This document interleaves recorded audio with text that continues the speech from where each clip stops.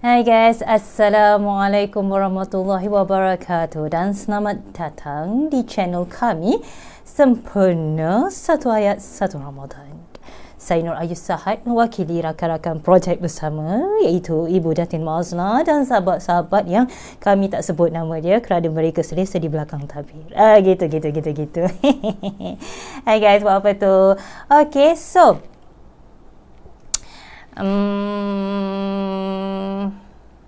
apa sebenarnya kita orang nak buat dengan satu ayat satu Ramadan ni?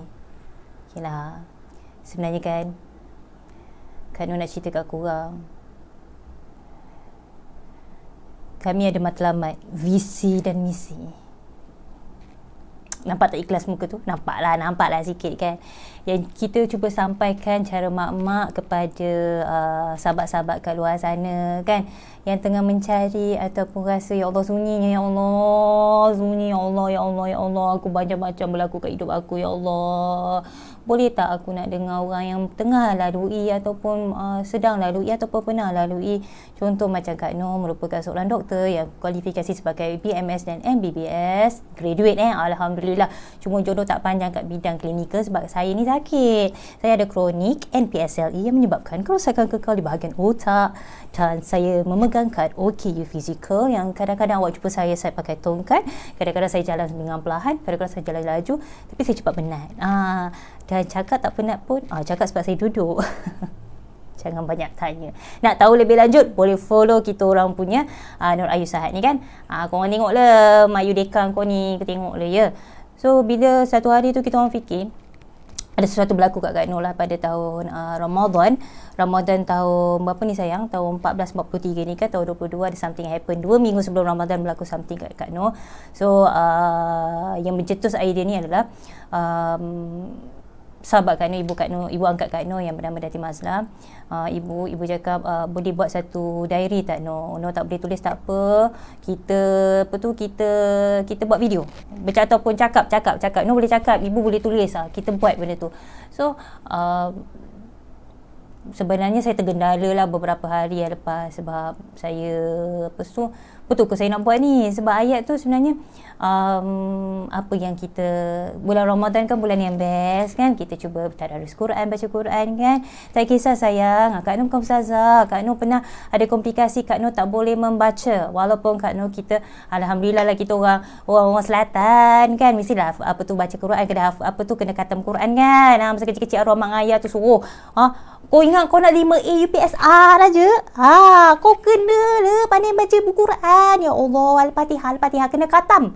Lepas khatam barulah kau belajar tadarus ke apa-apa semua tu kan, kau baca taranum ke apa semua tu lah. Yang paling penting kena khatam dulu kan. So Alhamdulillah lah. So kita orang cuba nak ibu kata macam baca Quran tu macam mana, sebab ada orang macam Kak Nur, yang kena tahu makna tu tak, kalau berguru lagi bagus, tapi apa yang kau lalui sekarang. So setiap ayat yang Kak Nur baca tu, Kak Nur cuba baca makna, macam ni ibu. Tapi kefahaman kita sebagai ibu-ibu, kita sebagai wanita-wanita kan, kefahaman kita sebagai orang Nusantara yang faham bahasa Kak Nur ni kan. So Kak Nur cuba kongsikan, relatedkan dengan kesihatan, relatedkan dengan pengalaman, relatedkan dengan psikologi, relatedkan dengan apa yang bermain di dalam hatiku, dan itulah Kak Nur ni lawak sikit kan. So kau janganlah serius sangat. Disclaimer tu kan penting. Nak beritahu yang kita bukan ustazah, tapi apa yang kita lalui tu kita nak kongsikan kat awak, supaya nanti bila awak hati dah terbuka, awak dah tahu apa nak buat, awak boleh pergi next step. Ramai orang kat luar sana yang boleh bantu kita, yang serasi dengan cara kita. Okay. So apa yang Kak Nur nak kongsikan ayat hari ni adalah moga adalah surah An-Nisa. Surah An-Nisa. Korang pergi tengok ayat 94, 95, 96, 97, 98, 99, 100, 101. Apa yang Kak Nur faham melalui ayat tu. Orang janganlah kata ini tak bersih Quran. Kak Nur nak cerita kat korang ayat yang Kak Nur baca surah An-Nisa kan, ayat yang 94. Ayat dia simple lah, tapi korang apa yang Kak Nur faham dalam peristiwa Kak Nur ni tau. Kau bayangkan, aku ni passionate dengan kedoktoran, suka sangat sekali. Kadang Kak Nur tak bertenaga ataupun tak berkualiti untuk menjadi seorang yang klinikal. Dan daripada tu Kak Nur dapat sahabat-sahabat di sekeliling Kak Nur, keluarga-keluarga di sekeliling saya yang telah memberitahu yang kau ni boleh bercerita lah you. Apa kata kau cerita kat dia orang you, pujuk-pujuk hati dia orang, dapat pahala untuk kau. Yang menulis biar kita orang tulis. Contoh macam tu lah. So apa yang Kak Nur tahu, Auzubillahiminasyaitanirrajim, Bismillahirrahmanirrahim adalah teliti dalam bertindak. Ayat 94, wahai orang yang beriman, apabila kamu pergi berperang di jalan Allah, maka telitilah, carilah keterangan dan janganlah kamu terburu-buru mengatakan sesuatu. Okey. So bila Kak Nur baca tu, lah. Hidup ni kena ada strategi. Kena ada plan, ada strategi, ada ilmu. Ada ilmu, ada strategi apa nak buat, terus buat. Baru daripada situ kita boleh perbaiki apa yang Kak Nur lalui. Contoh, dulu Kak Nur takut nak bercakap. Sebab pada Kak Nur, aku ni bidang apa kepakaran aku? Kepakaran kan. Kepakaran saya adalah, kepakaran Kak Nur adalah memberi kasih sayang. Tapi vending machine kasih sayang tu kan, kalau orang salah faham, susah pula kan.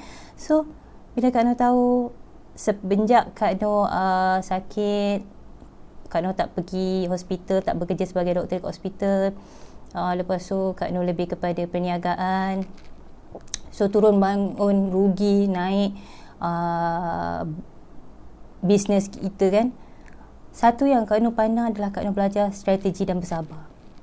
Strategi tu secara tidak langsung bagi Kak Nur idea ataupun bagi Kak Nur semangat untuk Kak Nur cuba nak sihat. Walaupun memang mustahil lah Kak Nur boleh sihat 100%, tapi Allah nak bagi, itu hadiah Allah. Namun bila Kak Nur lalui kan guys, dan sahabat-sahabat Kak Nur, orang sekeliling Kak Nur lalui, mereka sakit, mereka boleh lalui hidup 24 jam. Instead of dulu Kak Nur berpandangan jauh yang ada 10 tahun kemudian aku nak buat apa, 5 tahun kemudian aku nak buat apa. Ada perancangan itu dan dia akan berubah ikut apa kita melalui fasa lah. Kalau tak berjaya memanglah Kak Nur akan sedih, tapi bila berjaya happynya. Lepas tu terdiam, apa aku nak buat lagi. Itu korang kena ada matlamat, kena ada.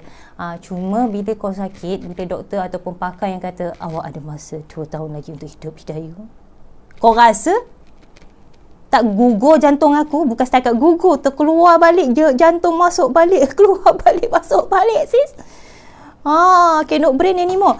Tapi bila dah lalui, alhamdulillah Allah bagi extra lagi 2 tahun. Dan tahun ni, so Kak Nur cakap berdosa kalau Kak Nur tak share apa Kak Nur buat. Strategi tu kena ada. Strategi tu orang akan berlainan antara satu sama lain. Ada orang dia kena buat A, ada orang kena buat B, ada orang kena buat C. Tengok kalau cakap dengan kau orang sambil buat kerja 2-3 komputer, ni ada komputer, ni ada handphone ni kan. Maaf lah tertekan pula. Lepas tu apa kalau cakap, so ada strategi. So korang kena ikut sesuaian diri korang dan ketika itu. Okey, lepas tu Kak Nur, kenapa tadi Kak Nur cakap Anissa tu sampai 101? Okey, 94, 95, 96, 97, 98, 99 sampai 100. Apa yang Kak Nur faham adalah kalau kau dah ada strategi, kau kena, kita Mak Yu ni kena adalah usaha, kena ada tindakan untuk berhijrah. Hijrah it doesn't mean you have to move out to another place.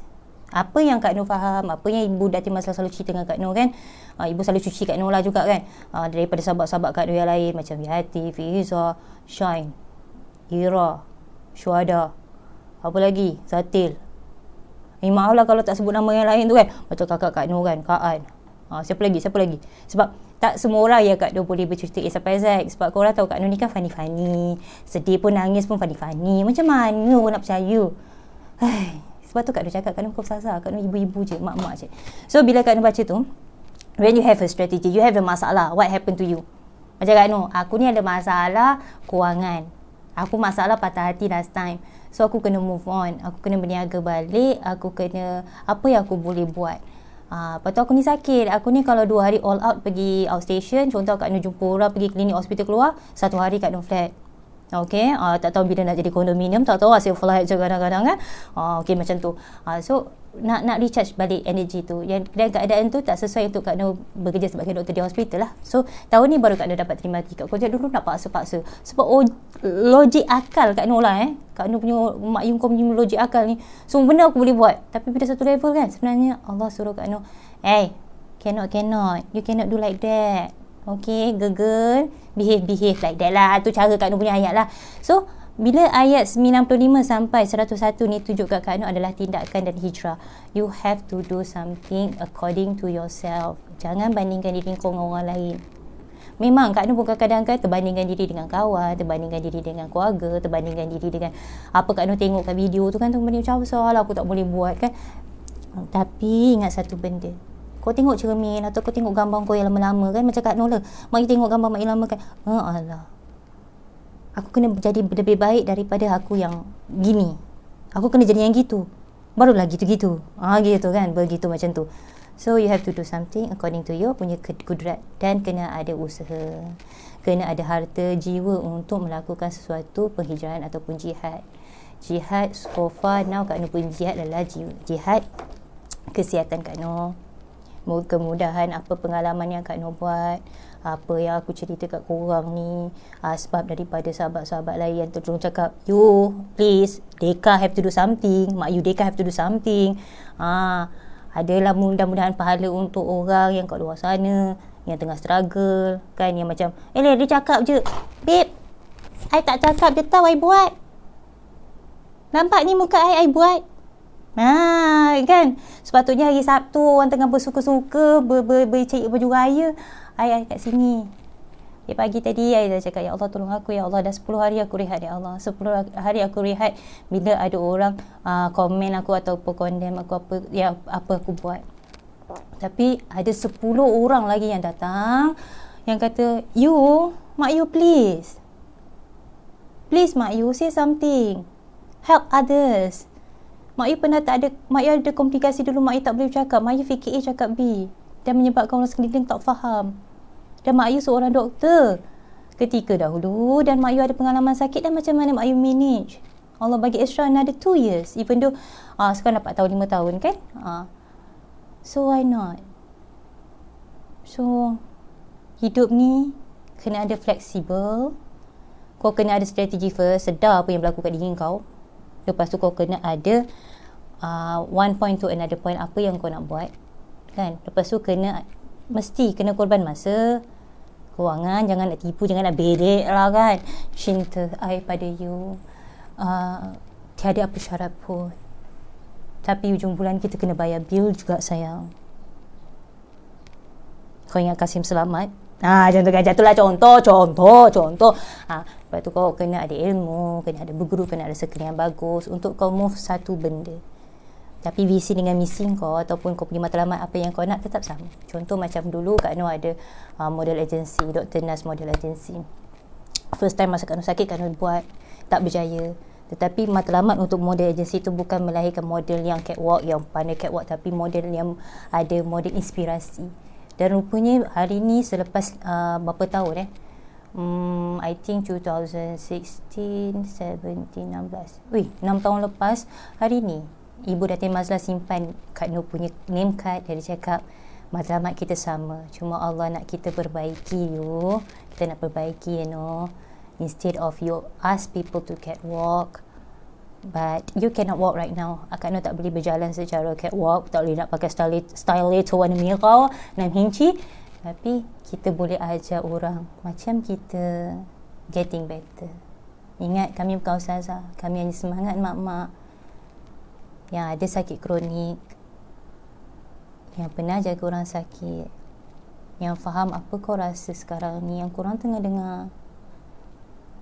Anggap ni rumah kita.